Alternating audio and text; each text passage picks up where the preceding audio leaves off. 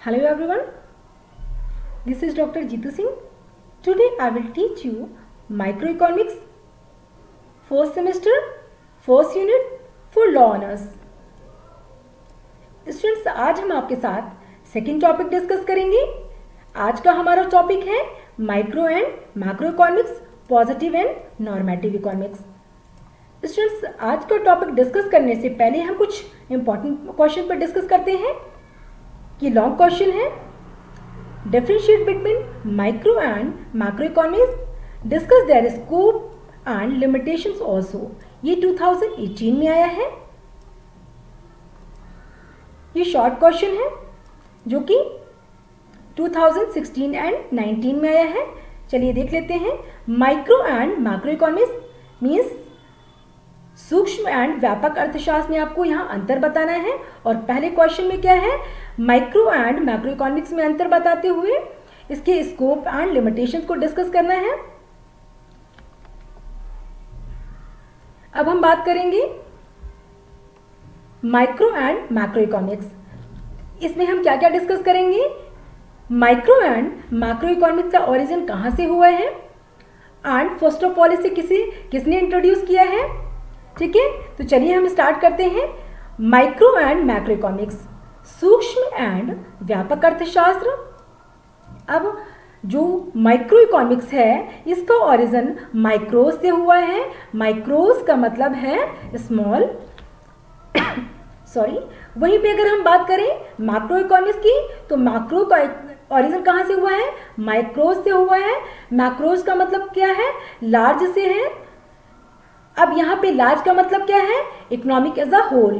अगर हम बात करें micro and macro economics word की, तो इस वर्ड को first of all professor Ragnar fish ने 1933 में क्या किया था, यूज किया था ये वर्ड.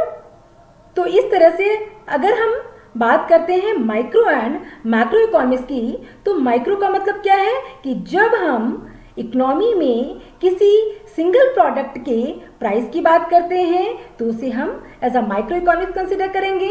लेकिन अगर हम मैक्रो इकोनॉमिक्स की बात करते हैं तो जब हम इकोनॉमी में एम्प्लॉयमेंट की बात करते हैं कि किसी कंट्री का जो एम्प्लॉयमेंट है वो उसका लेवल लो है या हाई है, तो उसे हम किस में कंसिडर करेंगे, मैक्रो इकोनॉमिक्स में कंसिडर करेंगे, व्यापक अर्थशास्त्र में कंसिडर करेंगे. तो चलिए बहुत ही कंसाइज वे में मैं आप लोगों को बता दूं कि जो माइक्रो और मैक्रो इकोनॉमिक्स है उसमें हम जनरली क्या पढ़ते हैं. तो आपको बता दूं कि माइक्रो जो है, जब हम इकोनॉमी में किसी सिंगल यूनिट की स्टडी करते हैं, like one consumer, one producer, one firm, तो उसे हम किस में कंसिडर करेंगे, किस में उसकी स्टडी करेंगे, वो किसका पार्ट होगी, माइक्रो इकोनॉमिक्स का पार्ट होगी. अगर हम किसी इकोनॉमी में बड़े लेवल पे किसी चीज़ की स्टडी करते हैं या economic as a whole study करते हैं या एग्रीगेट लेवल पे स्टडी करते हैं, तो उसको हमें कहाँ पे कंसिडर करना होगा, वो किसका पार्ट होगी, वो मैक्रो इकोनॉमिक्स का पार्ट होगी, व्यापक अर्थशास्त्र का पार्ट होगी. वहीं पे अगर हम बात करें एक पार्टिकुलर प्रोडक्ट के प्राइस की बात या एक फर्म के आउटपुट की बात अगर हम करते हैं तो उसे हम कहाँ कंसिडर करते हैं, माइक्रो इकोनॉमिक्स में कंसिडर करते हैं.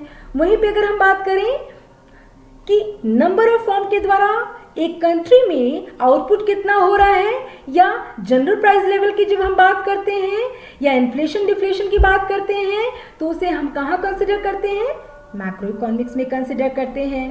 वहीं पे अगर हम बात करें कि अगर हम माइक्रो इकोनॉमिक्स की स्टडी करते हैं तो क्या होता है, हम मैक्रो वेरिएबल को कांस्टेंट मान लेते हैं. वहीं पे अगर हम मैक्रो इकोनॉमिक्स की जब स्टडी करते हैं तो हम माइक्रो वेरिएबल को कांस्टेंट मान लेते हैं. कहने का मतलब ये है कि जब हम माइक्रो पढ़ेंगे तो मैक्रो वेरिएबल को कांस्टेंट मानेंगे और जब हम मैक्रो पढ़ेंगे तो माइक्रो वेरिएबल को कांस्टेंट मान लेंगे. वहीं पे हम माइक्रो इकोनॉमिक्स में कुछ कंपोनेंट की स्टडी करते हैं. कंपोनेंट क्या है, like consumer behaviour, producer behaviour. अब अगर हम एक कंज्यूमर के बिहेवियर की बात करें या एक प्रोड्यूसर के बिहेवियर की बात करेंगे तो ये कैसे जानेंगे. तो आपको बता दूं कि जब किसी पर्टिकुलर प्रोडक्ट का प्राइस डिक्रीज करता है तो ऐसे सिचुएशन में एक कंज्यूमर कैसे बिहेव करेगा, इसकी स्टडी हम कहाँ करेंगे, कंज्यूमर बिहेवियर में करेंगे। वहीं पे हम बात करेंगे प्रोड्यूसर बिहेवियर की। तो जब हम किसी प्रोड्यूसर की बिहेवियर की बात कर रहे हैं, इट मीन्स हम प्रोडक्ट के बारे में देखेंगे कि एक पर्टिकुलर प्रोडक्ट में अगर किसी प्रोड्यूसर को प्रॉफिट हो रहा है तो इस कंडीशन में उस प्रोड्यूसर का बिहेवियर क्या होगा। तो आपको बता दूं कि अगर किसी प्रोड्यूसर को किसी पर्टिकुलर प्रोडक्ट में प्रॉफिट हो रहा है तो ऐसी कंडीशन में, ऐसे सिचुएशन में वो प्रोड्यूसर उस प्रोडक्ट को और ज़्यादा प्रोड्यूस करेगा, वो इसका बिहेवियर होगा। इस तरह से हम बात करेंगे मैक्रो इकोनॉमिक्स की कुछ कंपोनेंट की। मीन्स मैक्रो इकोनॉमिक्स में जो कंपोनेंट है उसमें हम पढ़ेंगे equilibrium in the economy and disequilibrium in the economy. अगर हम इक्विलिब्रियम इन द इकोनॉमी की बात करें तो हम बात करेंगे कि इकोनॉमी में किसी कंट्री में एग्रीगेट डिमांड एग्रीगेट सप्लाई के इक्वल है तो वो सिचुएशन क्या होगी, बैलेंसिंग सिचुएशन होगी, इक्विलिब्रियम की सिचुएशन होगी। वहीं पे अगर हम बात करें डिसइक्विलिब्रियम की तो जब इकोनॉमी में एग्रीगेट डिमांड एग्रीगेट सप्लाई के इक्वल नहीं होते हैं, मीन्स बैलेंसिंग सिचुएशन में नहीं होती है, तो उसे हम डिसइक्विलिब्रियम कहते हैं। अब हम डिसइक्विलिब्रियम को कैसे सॉर्ट आउट करेंगे या एक कंट्री में बैलेंसिंग सिचुएशन को मेंटेन करने के लिए क्या क्या चीज़ों की ज़रूरत होती है, चलिए देखते हैं।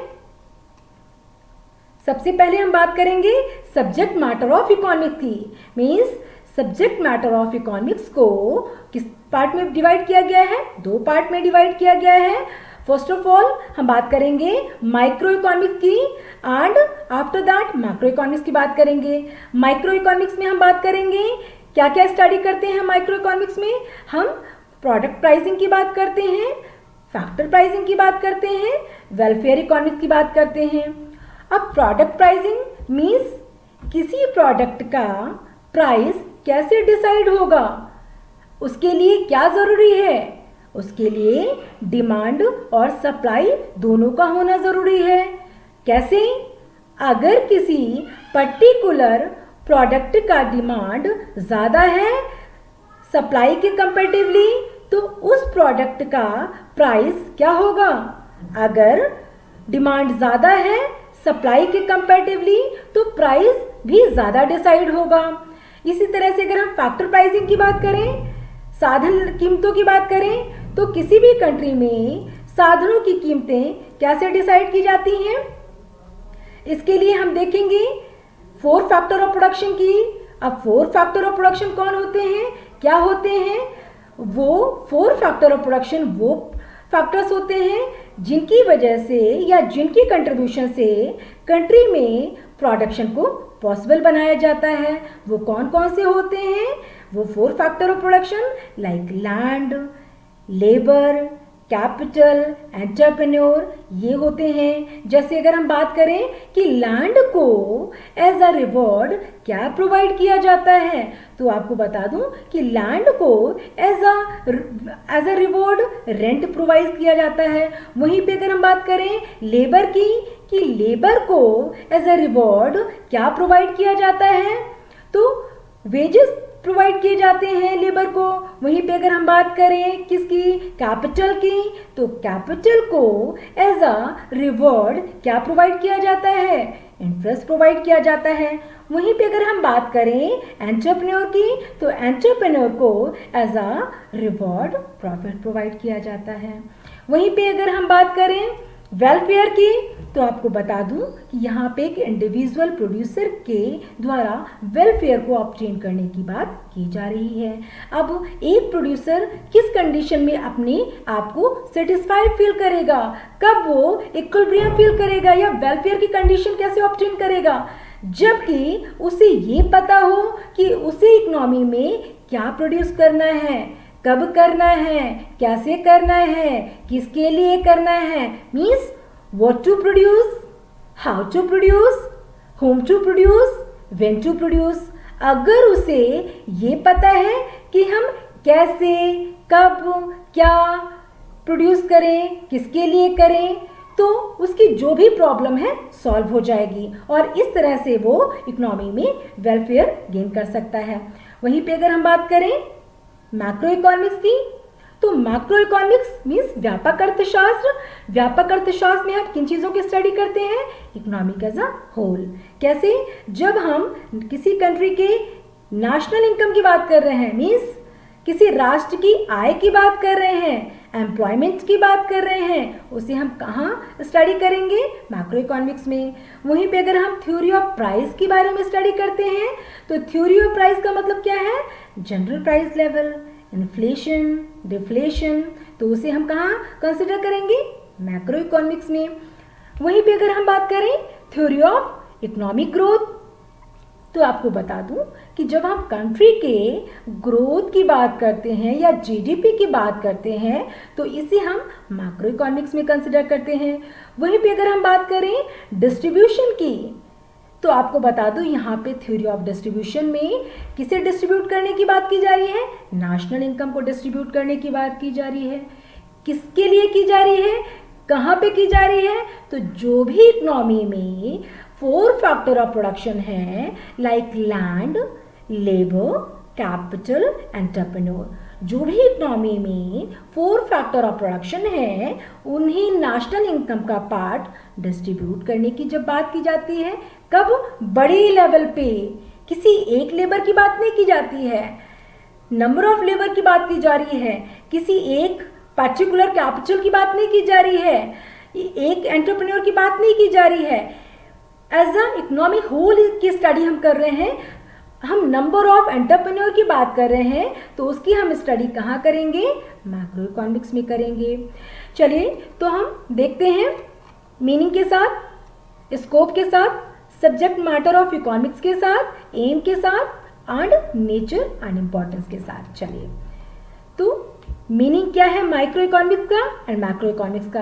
तो देखिए, जब हम इंडिविजुअल डिमांड की बात करें, सप्लाई की बात करते हैं, या हम इंडिविजुअल कंज्यूमर के बिहेवियर की बात करते हैं, या इंडिविजुअल इकोनॉमी की बात करते हैं, या इंडिविजुअल फर्म या इंडस्ट्री की बात करते हैं, तो उसे हम मैक्रो इकोनॉमिक्स में कंसिडर करेंगे।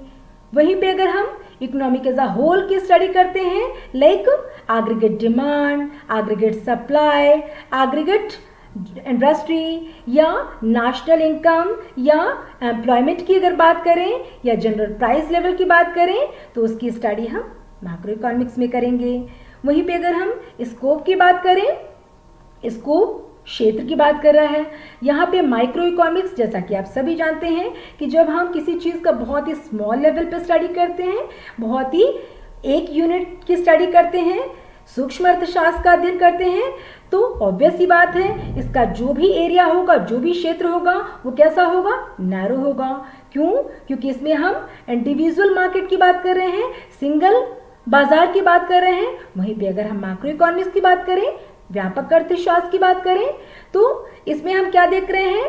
हम सिर्फ इंडिविजुअल मार्केट की बात नहीं कर रहे, इसमें हम नेशनल मार्केट की बात कर रहे हैं, राष्ट्रीय बाजार की बात कर रहे हैं, इसके अलावा हम इंटरनेशनल लेवल पे मार्केट की बात कर रहे हैं, तो उसे हम मैक्रो इकोनॉमिक्स का पार्ट कंसिडर करेंगे और इसका जो एरिया होगा वो वाइड होगा, ब्रॉड होगा और बहुत ही इट मीन्स ह्यूज लेवल पे हम इसकी स्टडी कर रहे हैं। अब हम बात करें सब्जेक्ट मैटर की, तो देखते हैं कि माइक्रो इकोनॉमिक्स का जो सब्जेक्ट मैटर क्या है, इसका इंडिविजुअल डिमांड से है, इंडिविजुअल सप्लाई से है, इंडिविजुअल इनकम एंड इंडिविजुअल जब इन्वेस्टमेंट की बात करते हैं, मीन्स जब हम एक व्यक्ति के द्वारा क्या डिमांड की जा रही है, एक कंज्यूमर के द्वारा क्या कंजम्पशन किया जा रहा है, एक इन्वेस्टर के द्वारा क्या इन्वेस्टमेंट किया जा रहा है, या एक प्रोड्यूसर के द्वारा क्या प्रोड्यूस किया जा रहा है, या एक पर्सन की क्या इनकम है, जब हम इसके बारे में स्टडी करते हैं तो वो किसका सब्जेक्ट मैटर होगा? माइक्रो इकोनॉमिक्स का। वहीं पे अगर हम बात करें मैक्रो इकोनॉमिक्स के सब्जेक्ट मैटर की, तो आपको बता दें कि जब हम एग्रीगेट लेवल पे डिमांड की बात करते हैं, या एग्रीगेट लेवल पे सप्लाई की बात करते हैं, या नेशनल इनकम की बात करते हैं, या इकोनॉमिक ग्रोथ की बात करें, मॉनेटरी पॉलिसी की जब बात करते हैं, जनरल प्राइस लेवल की या इन्फ्लेशन डिफ्लेशन की बात करते हैं, या पब्लिक रेवेन्यू की जब हम बात करें तो वो मैक्रो इकोनॉमिक्स का सब्जेक्ट मैटर होगा। वहीं पे अगर हम बात करें एम की, तो माइक्रो इकोनॉमिक्स का जो एम है वो क्या होगा कि इंडिविजुअल इकोनॉमी और हम इंडिविजुअल प्रिंसिपल्स, जो भी इंडिविजुअल प्रॉब्लम्स हैं या इंडिविजुअल जो पॉलिसीज़ हैं या इंडिविजुअल जो भी हमारे पास रिसोर्सेस हैं, उनका ऑप्टिमम यूटिलाइजेशन या ऑप्टिमम एलोकेशन कैसे किया जाए, इन सब चीज़ों के बारे में हम जब स्टडी करते हैं तो वो किसका एम होता है, माइक्रो इकोनॉमिक्स का एम होता है।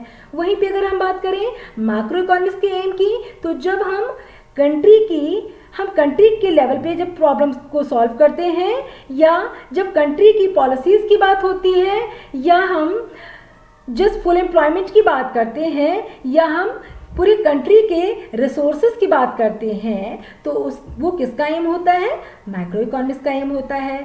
वहीं पे हम नेचर की अगर बात करें तो माइक्रो इकोनॉमिक्स का जो नेचर है वो बहुत ही सिंपल होता है। क्यों होता है? सिंपल सी बात है, क्योंकि हम इसमें इंडिविजुअल यूनिट की स्टडी करते हैं। वहीं पे अगर हम मैक्रो इकोनॉमिक्स के नेचर की बात करें तो मैक्रो इकोनॉमिक्स का जो नेचर होता है वो कॉम्प्लिकेटेड होता है। क्यों होता है? क्योंकि हम economic as a whole study कर रहे हैं। अगर हम इम्पोर्टेंस की बात करें तो इम्पोर्टेंस यहाँ पे क्या है, यहाँ पे इम्पोर्टेंस इंडिविजुअल लेवल पे स्टडी या इंडिविजुअल लेवल पे प्रॉब्लम को सॉल्व करने से है, या इंडिविजुअल लेवल पे पॉलिसीज़ को मेक करने से है, तो ये हम माइक्रो इकोनॉमिक्स में कंसिडर कर रहे हैं। लेकिन मैक्रो इकोनॉमिक्स की अगर इम्पोर्टेंस की बात करें तो हम एग्रीगेट लेवल पे प्रॉब्लम को सॉल्व करने की बात करते हैं, या एग्रीगेट लेवल पे हम पॉलिसीज़ की बात करते हैं, या एग्रीगेट लेवल पे हम क्या कर रहे हैं, नेशनल इनकम की बात कर रहे हैं। तो इसका मतलब क्या है, इंटरनेशनल लेवल पे अगर प्रॉब्लम की बात कर रहे हैं तो उसे हम किसका पार्ट कंसिडर करेंगे, मैक्रो इकोनॉमिक्स का। नेक्स्ट है आपका पॉजिटिव एंड नॉर्मेटिव इकोनॉमिक्स। अब अगर बात करें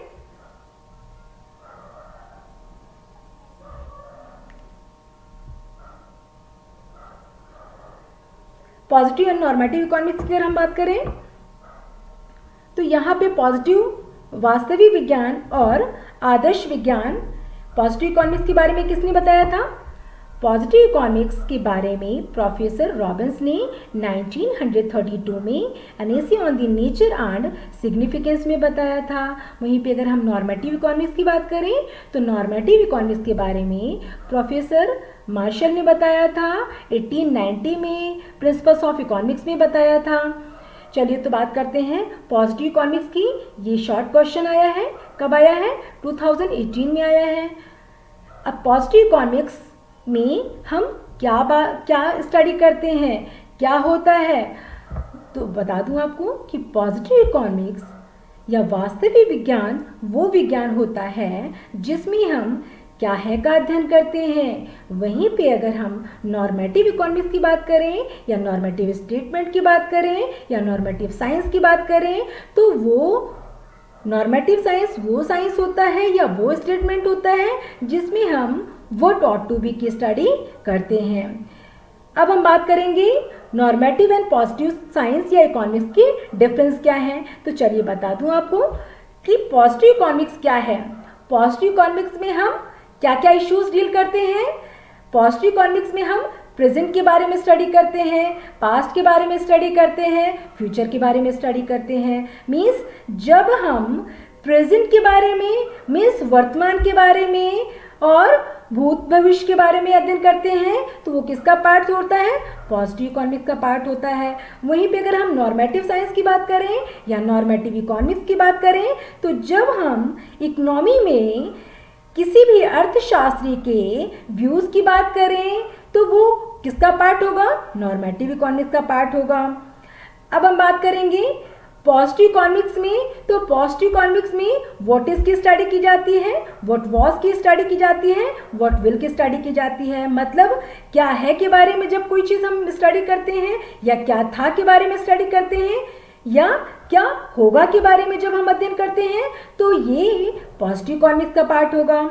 वहीं पे अगर हम नॉर्मेटिव इकोनॉमिक्स के बारे में बात करें, तो जब हम इकोनॉमी में व्हाट ऑट टू बी के बारे में स्टडी करते हैं, तो वो किसका पार्ट होगा, वो नॉर्मेटिव या आदर्श विज्ञान का पार्ट होगा।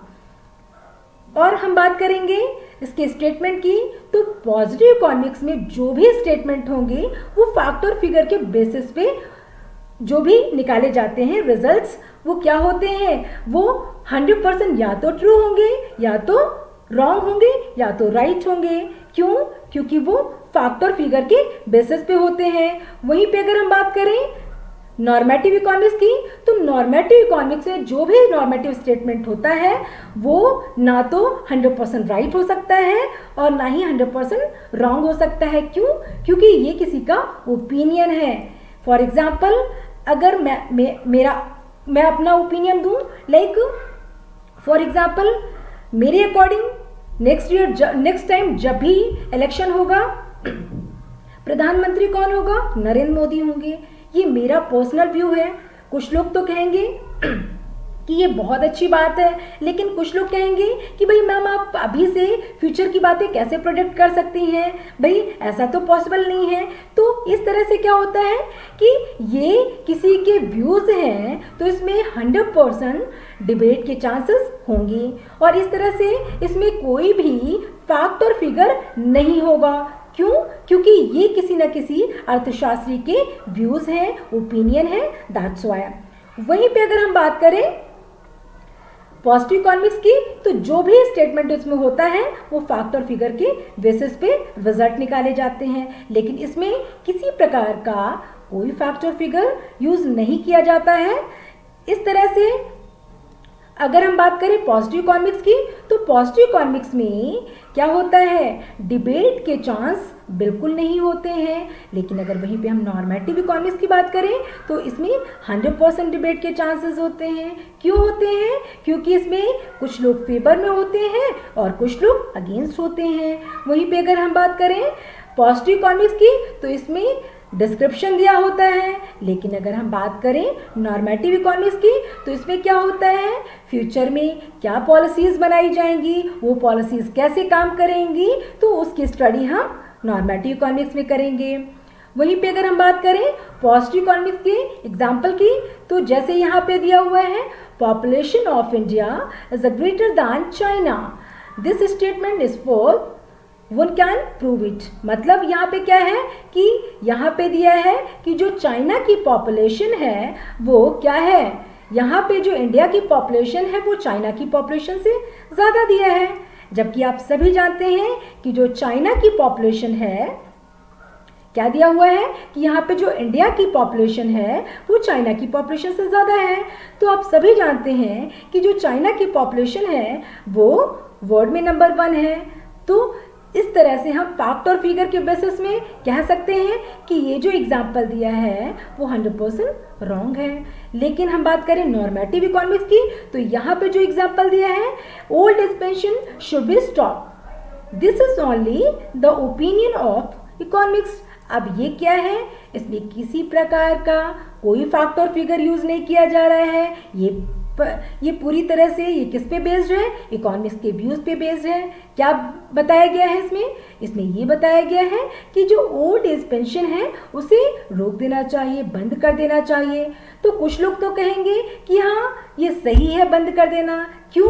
क्योंकि इसमें भारी भरकम पैसा जा रहा है। लेकिन कुछ लोग कहेंगे कि अगर ओल्ड एज वालों को कोई पेंशन नहीं मिलेगी तो वो अपनी लाइफ को कैसे सरवाइव करेंगे। और इस तरह से कुछ लोग फेवर में होंगे, कुछ लोग अगेंस्ट होंगे। और इस तरह से ये जो भी एग्जाम्पल्स दिया है इसे 100% प्रूव नहीं किया जा सकता। और इस तरह से हम कह सकते हैं कि जो पॉजिटिव साइंस है उसे प्रूव किया जा सकता है, और जो नॉर्मेटिव साइंस है या नॉर्मेटिव स्टेटमेंट है उसे प्रूव नहीं किया जा सकता है। इस तरह से आपका ये सेकेंड टॉपिक ख़त्म होता है। आई होप स्टूडेंट्स आप लोगों को समझ में आया होगा। Thank you.